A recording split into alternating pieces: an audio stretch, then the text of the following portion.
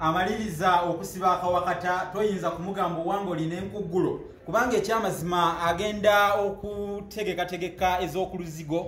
eri gye yaziga munnange ng'enkuggulo yazinze dda efaananako ey'ekiboobi kale nawe gutyo nsaliddwako ensiiba nange okubeera nga nze omu kubataataaganya abaziboobeza abo abatereeza ez'ekimogo ku ntatizo ez'entawumba Musisi bosa Geoffrey Munabusiro nkonge ya mvule nantagwira kye kimu kiwo olumunyo gwavu atalina mazitali asava omwana wabambejja omukenkufu mu lulimi oluganda era sava sonyo olulimi oluganda mu nsona lulimi ene yekinini empomere nnyo era enyumira abantu okwetolola sengendo nabulamu olwokuba nti okwesumagira mu bigambo omunnange obofananyeko omusagga ogwa nakkobyo sijja kufuuka nkobikobi oba kulwawo nga ekoligo eriwawo okuva mu mutembezi ate munnange ne balinyugunyiza ekitawuliro oba ne balinyugunyiza munnange enkolombojjo ye amanya mugawulidde ku lw'ekikopo ekyebyafaayo ekiganzi era ekisookedde ddala wano mu ggwanga erya South Africa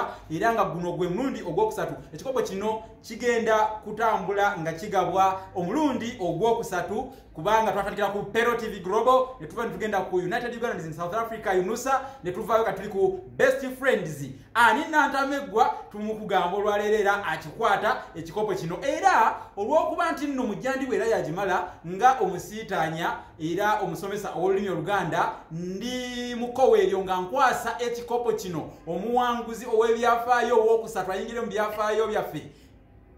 Kats Yasindi mwogezi George William okuva e Western Cape nkikwasa manager owa Pero Money omukulu Sempebwa